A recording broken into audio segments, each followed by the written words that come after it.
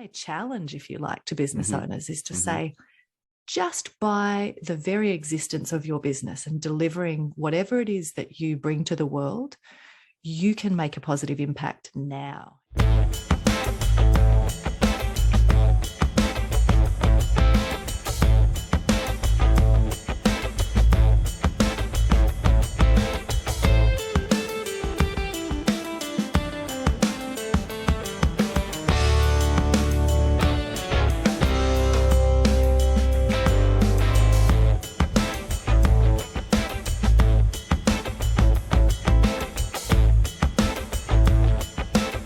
All right, hey guys, welcome to another episode of the Practical Wealth Show. So I'm excited. I have Bessi Graham on today. It's funny because she's down under, and it's already tomorrow as we're recording. She just told me, I was like, "What time is it there?" "Oh, it's tomorrow morning." It's like, okay, that's interesting. So this is the whole technology thing is fascinating. But let me tell you about Bessi. So today we're going to talk about how to avoid living someone else's idea of success. All right. And so let me tell you a little bit about Bessi. Bessi is an award-winning entrepreneur with over 20 years of experience working with business owners, governments, and large funding bodies to bring doing good and making money back together. Like, what's that song? Bringing sexy back. So we're bringing doing good and making money back together from grassroots of sitting in the dirt, working with business owners in the Pacific Islands and United Nations headquarters in Geneva. Bessi has seen it all and brings an unparalleled perspective and what makes change happen. Working with people who have made it but haven't found fulfillment, major, right? She helps them put their time, talent, and treasure, right, to work in ways that align with their values and allow them to create a legacy. Legacy is important that they can be proud of. Bessi teaches people how to quiet the noise of the demands and opinions of others and hear their own voice more clearly so that they can contribute from a place of authenticity. I can talk today. And she removes the frustration and pressure that comes from living someone else's idea of success and replace it with a sense of flow, fulfillment that can only come when you tap into the fullness of who you are and who you are becoming. Bessi, one of the things that welcome to the show, first of all. Thank you. Thank you so much. And one of the things that we talk about is that, investing is not about buying something, it's about becoming something. So you should always work on yourself. You become a good business owner, and so a lot of people want to skip that part, but that's everything. Is who are you becoming? Yeah, it's where it all starts. Where it all starts. And everybody wants to skip the becoming part because it is work. Okay. Yeah. But well, they at least want to only have to do it once and then it's done. Right. Because now you're there and then it gets easier because you just keep running up the score because you get better and better and it gets easier. And I found that. So tell us, what didn't I tell them? Well, there was a lot covered there, but I think really, as you've picked up, the main central kind of idea here is to say, while business can be a really incredible agent for change in the world, and it's a really important thing for those of us who are running businesses to think about the role that we can play. The heart of what I do and what I help business owners think about and have done for the last 20 years is that unless you design your business model in a way where both of those factors of doing good and making money are happening, like unless you create that win-win, it's pretty tricky because you can have all the good intentions in the world, but if you're not making enough money, you won't be able to sustain those ideas. But equally, and a lot of the work that's happening now on the back end of coming out of COVID is really successful people who have built out their businesses are starting to realize if all you do is focus on the growth, the profit maximization, and the looking successful to the outside world, we don't actually have that fulfillment. And it's tricky to keep that going over the long haul and to stay motivated and engaged.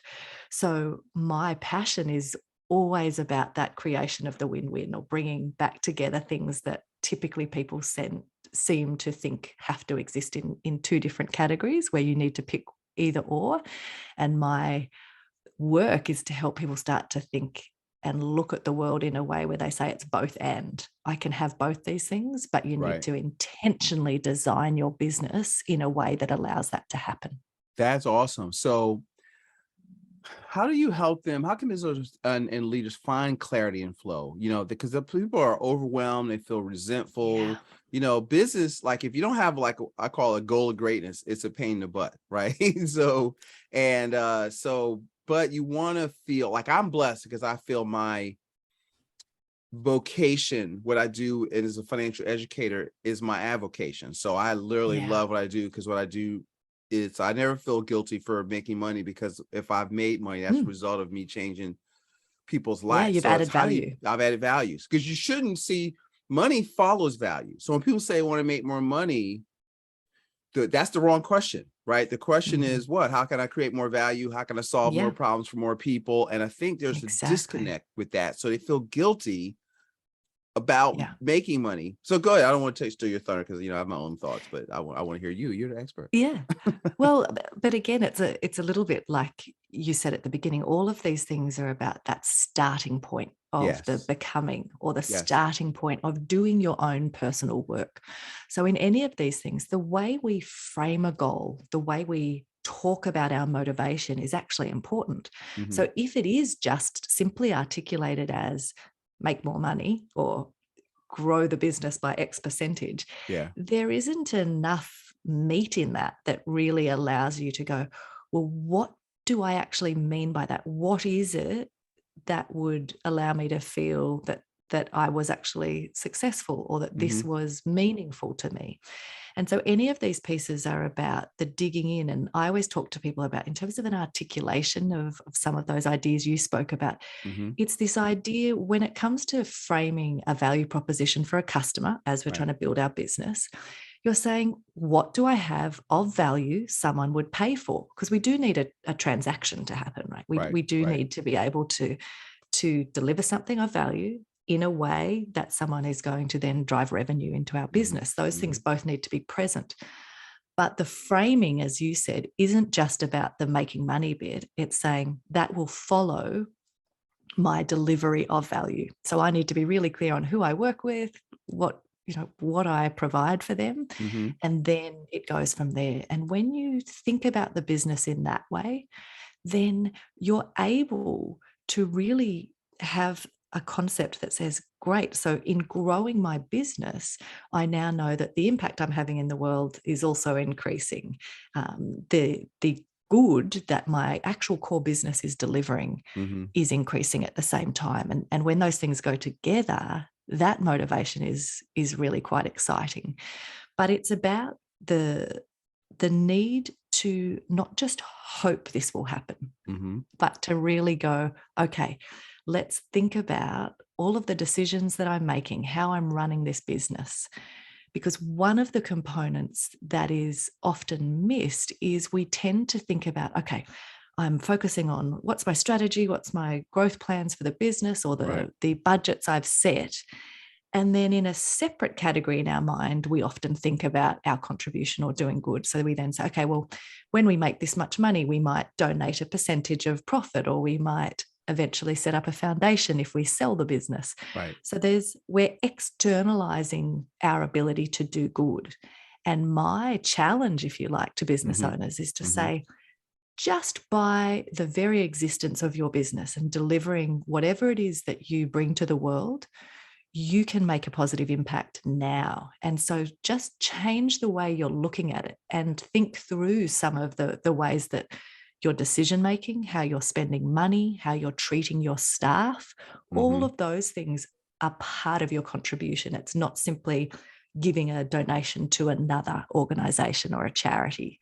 So that's an important distinction. That is worth making. So good, because I don't think people, they're just, it's like the old Dunkin' Donuts commercial. I'm trying to make their donuts. So they're just working, but they don't, a lot of times they don't see that the work, and they'll throw money at stuff because they feel guilty for making money. But most of you all, the work you do is your my pastor would say you're a ministry, because I would say, oh no, I don't want to be a minister. Pastor says, no, ministry means service. You're just bringing your best, and bringing your best. And so, and a lot of times you don't see your work as that, and you have to look at what is the good I'm doing. And if you'll think that way, then okay, you want to make a lot of money, because that means if you when I set goals, Bessie, I will set goals in terms of how many. So I teach what I always tell people, I teach principles that help our clients become and remain financially free, right? So when I look at the quarter,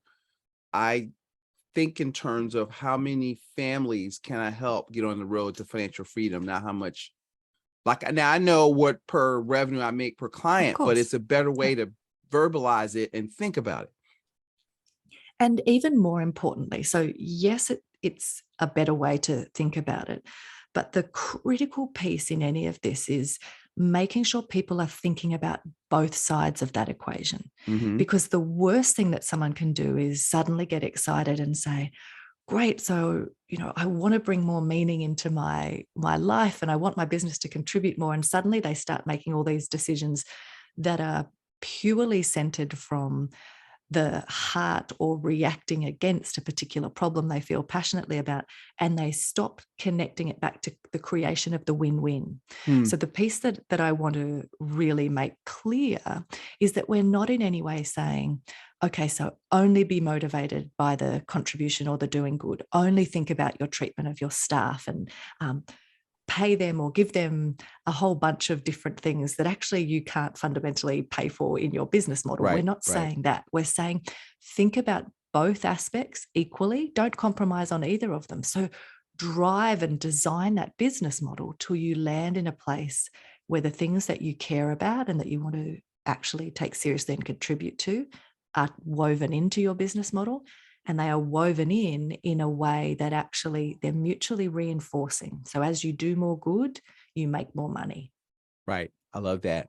What is a decision cascade, and how can it lack clarity and decisiveness?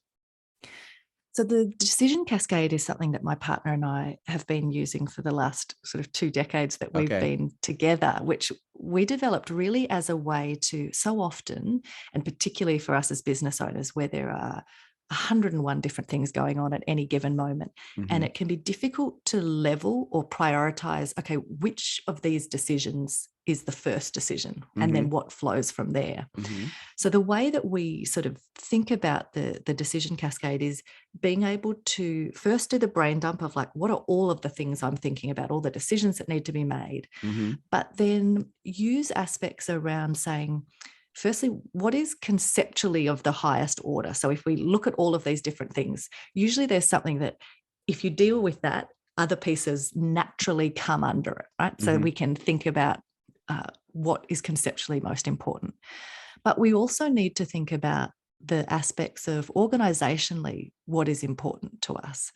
So I'll give you an example. There's if we think about a business that might be thinking about moving into a new geographical location. And so there might be all of these different decisions that they're thinking about of where are we going to hire staff from, and where will our office be, and which location do we go into first. And so they've got so many things that can feel overwhelming, and you feel like you kind of just, it's a scattergun approach of pick something and start making decisions. With the ability to frame it conceptually first, there's an aspect of even deciding, do you want to go into a new location? So that you have a choice about that. It's not a given. You don't need to do that. But then on the aspects around what's important to you organizationally, you need to be conscious of the components around the culture that you've created, the values you have.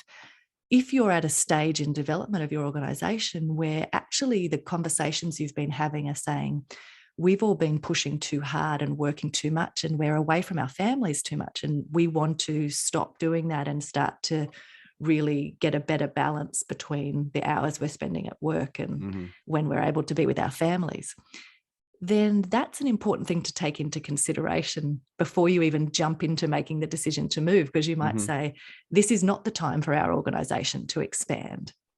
So in terms of the clarity piece and setting things in motion, the decision cascade is really about that identification of what is the first question? Where do we start? Mm-hmm. And how do we then actually put the other decisions appropriately staggered? So make something a secondary or a tertiary decision if it is. Mm-hmm. Don't let it drive what you then do. Because what I see so often from a strategy point of view and in businesses is when we say, for example, we flip something that should have been a tertiary decision and we make it the first decision, Mm-hmm. suddenly we feel kind of trapped and locked in, and we're going down a road where we may not even want that to be what's happening, but we're now locked in. We've made decisions. We've already done a 3-year commitment on a rental property in that new location before we even stop and go, oh gosh, we shouldn't have even moved into that geography.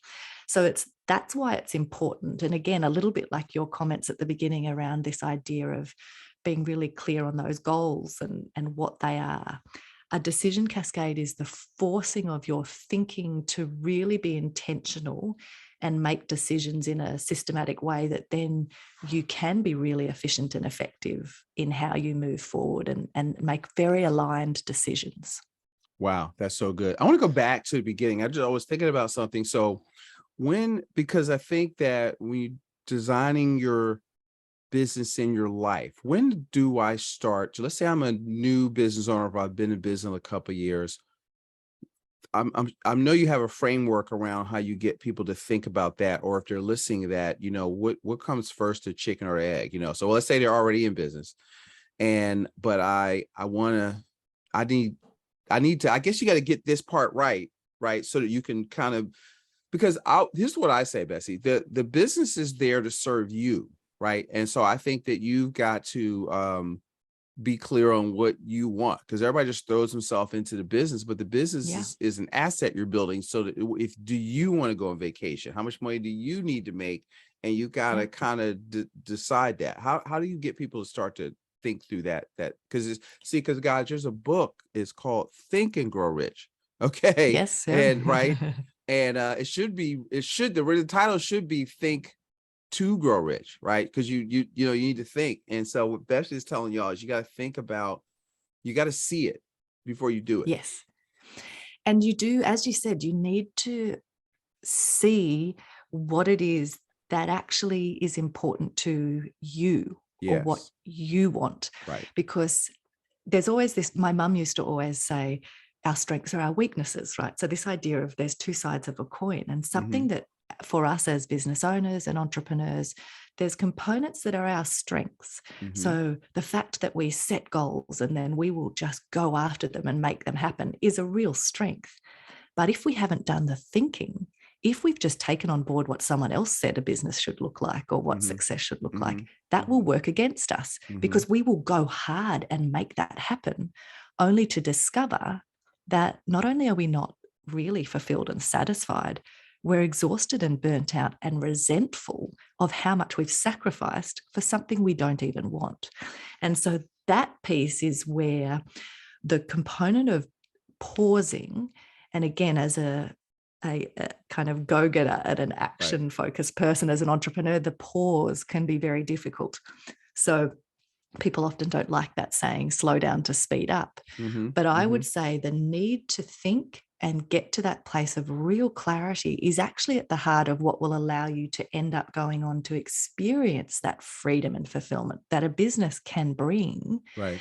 But only if we've done that thinking up front. So it is about not just simply taking on board, okay, if I'm an early stage business and I'm only at the 6 figures. Okay, first I need to get to 7, then I need to get to 8. And we just copy what other people are doing.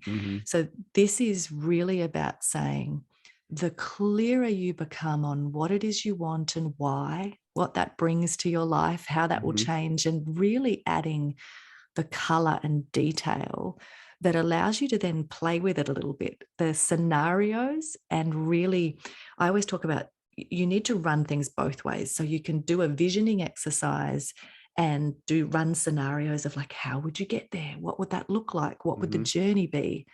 But you then can also reverse engineer back from a vision that really excites you and motivates you. You can then say, okay, if we worked backwards from there, what would I have had to do just before I achieved that, and work backwards? So there's different ways and different people respond and kind of are drawn to different strategies or approaches with that. Right. But the central piece is making sure that that vision that you have of what success looks like is actually something that is success for you, not just what you've taken on board from your family. Right. Or what everybody else is doing in your business space. Yeah, because that's how you avoid living someone else's idea of success. Because you have to, I used to tell my kids, we were in track, and I said, like, you have to run your race, right? Don't worry, I did run at 400. Stop looking around. Yeah, stop looking around. Just run your race and trust your training. And if you're good enough, it takes you to run the 400, right? So when you come around at 300, then you should have enough. If you're trained right, even though your lactic acid is telling you to stop, I'm about to die here, you got to keep running. Yeah, keep pushing. Yeah, right. So and it's kind of like, you're a bit, what is successful? Because I realize, like, there's people in our business that are doing great stuff, but like in insurance, they're knocking on doors and they're making a lot of money. I was like, that's not what I wanted to do. That's not the business I want. And so I don't care how much you're making. I don't like driving all over the place. I don't want to work all the time. I want to, I want to be able to coach my kids' soccer team or coach your basketball team. That's, really important. I was just at a meeting, Bessie, today, and they were like, they were talking about, well, they're feeling guilty. Their business is doing well, but they're feeling bad about their work-life balance. I said, I didn't really chance to get into it. I was like, I don't think there's work-life balance. I think there's seasons. I agree. That and you have to schedule what you want done. So I have a schedule. So, okay, like baseball game, softball game, or not softball game, but basketball game, or soccer practice, or date night, or vacation. And then you schedule those in first, and then you go to work. Right. And then I try to go goof off 2 or 3, 4 times a year. Yeah, I agree with you. I'm not a fan of the whole work-life balance thing. There was I can't remember who it was. There was a book where someone talked about the idea of skew and skewing towards it. Like, it's that idea of just be present. If you are working, be present there. Don't be off thinking about, I'm not with my children, or I'm not. It's like, once you've made that decision, be here, skew in the direction of what it is you're doing. And the idea of chapters or seasons, as you said, is, I think, a really helpful way to do it.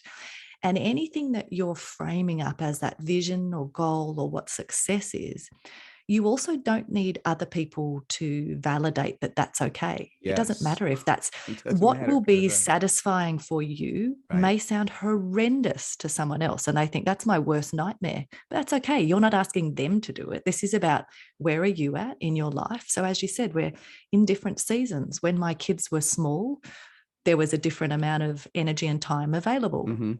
My kids are now older, and I have far more freedom and flexibility. There's different stages of life where you will want to focus in different ways. And there isn't, a little bit like this idea of thinking about what good looks like for your business. The same goes for, what does success look like for you as an individual? There's not a right or wrong answer. We don't all have to care about the same things, have the same goals.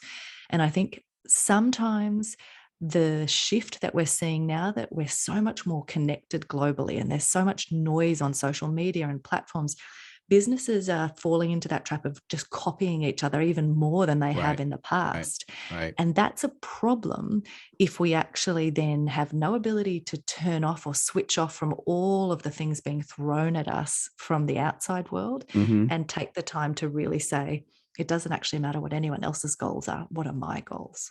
I love the analogy of noise, because we say that in our business all the time. You got to let go of the noise of the financial entertainers, noise or whatever, because it doesn't matter, right? You have to, figure out what's good. How do you serve your people at the highest level that you were called to serve? And you do that. Okay. And they'll tell you what they need. Like, the market wants what, people will say, like, you just follow your passion and money will follow. I don't like that either, right? Because nobody cares about your passion. The market wants what it wants, right? And so you have to Martha Williams said, like, you have to please your fellow man, right? And so your dollars are your certificates of performance, right? For being of service, for giving people what they want. That's free enterprise. Right. Is what it's all about. And it's all in exchange. And people will pay for what they want.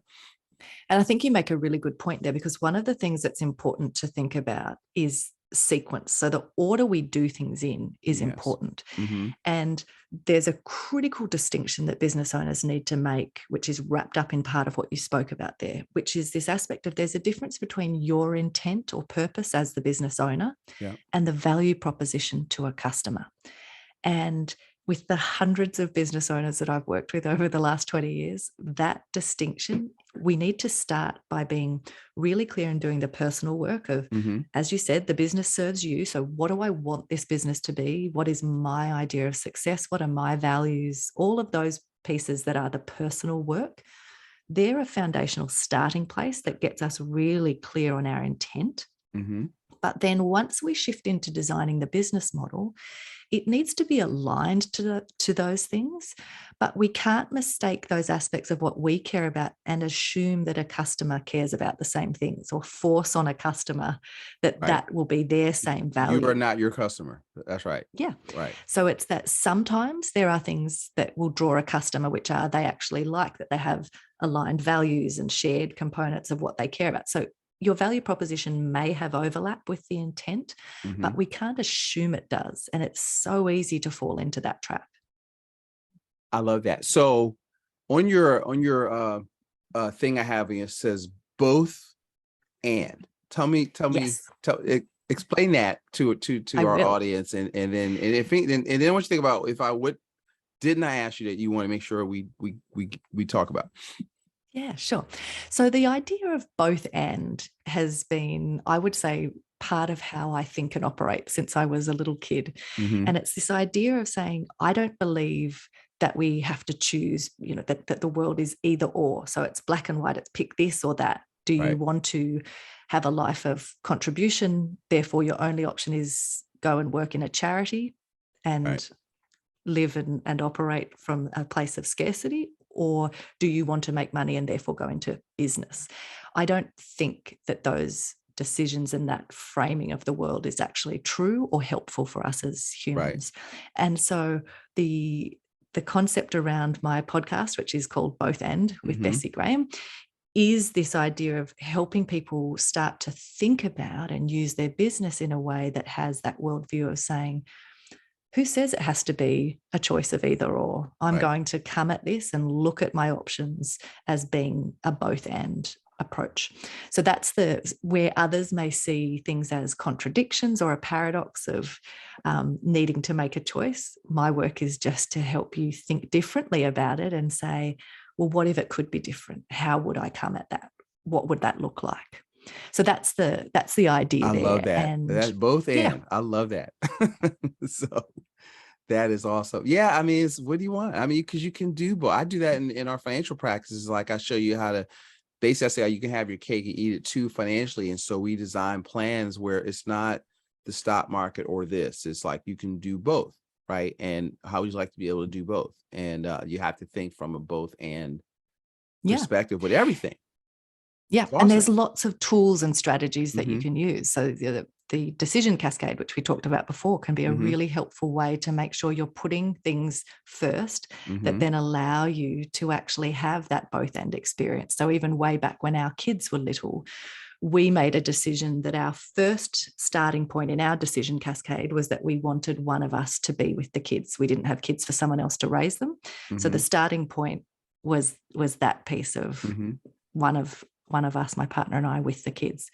What that then forced was, oh, okay, so now we have to ask which one of us is the right person at this stage to be with the kids. And in our case, it was my husband at that time, like at that point when the kids were little. So we then had all of these other decisions that flowed from there around, okay, so what does that mean if we're saying we want to be with the kids?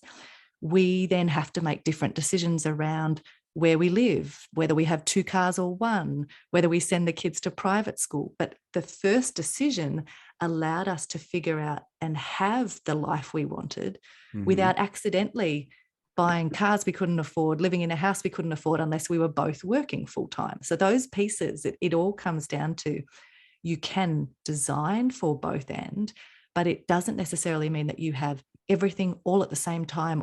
So it's a thought process. Right. I love that. So what she gave y'all was what I call a framework for how you think about stuff, how you think about decision, what comes first, and then this, and you sometimes you have to get somewhere quiet with a pencil, okay, or a pen and a notepad, and think through your, through what you want to have happen before you just, a lot of people just is like ready, fire, aim, right? Or fire, aim, ready, Yeah. but it's not aim, ready, fire, it's like, let's just jump in. I got this business idea. I heard I can make all this money.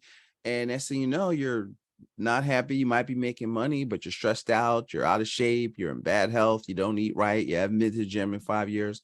Whereas, I try to go in and I'm always working on I was at a conference a couple weeks ago. So here's how you can design your life where you work 4 days a week, 40 weeks a year, and make $1 million. I was like, okay, so I'm I'm going into my Google Calendar, redesigning and see if I can make that schedule happen, because I could do that. That makes sense. Once you decide who you want to serve. And so a lot of y'all think you have to work all the time. You have to take every customer, and it goes back to Bessie's point. You have to design it, because you can do well and do good at the same time. Yes. What did I not ask you anything that you want to make sure we close, and I want you to tell them where to how to follow you, and what would you have them do? This is awesome. So thank you so much for coming on. Yeah, my pleasure. No, I think we've covered a lot. The idea really is to accept the process of this being an ongoing exploration, and the need to think differently and engage with and sort of shift that mindset, if you like. So people I have a podcast, as we mentioned, both end with Bessi Graham. Feel free to go and listen to that, and use that almost as the prompts to start to reflect on and think about these questions, because it will be a journey to then put that into practice and make it real in your life and your business.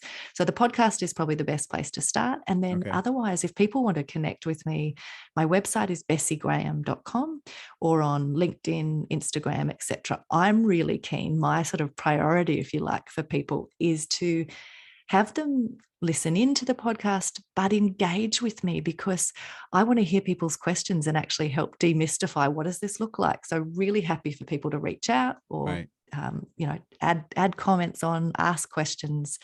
I want to be planting those seeds and awakening for business owners the possibility of what this looks like, to bring those aspects of doing good back inside your business, so you can feel that sense of this isn't just a massive amount of work that you're doing to build this business, but it actually has purpose to it.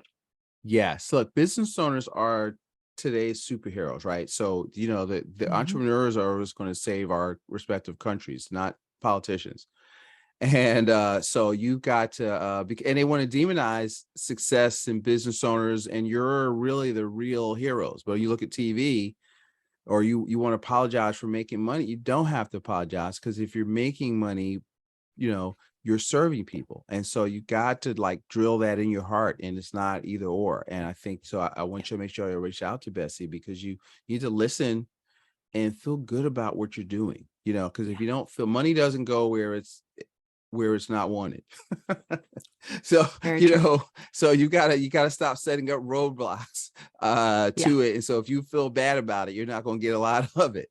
And how many other people can you bless? So Bessi Graham, thank you so much for coming on the Practical Wealth Show. My absolute pleasure. All right, guys, go out, check out her show. We're going to put all the stuff in the show notes, and go out there and make it a profitable day. Goodbye, everybody.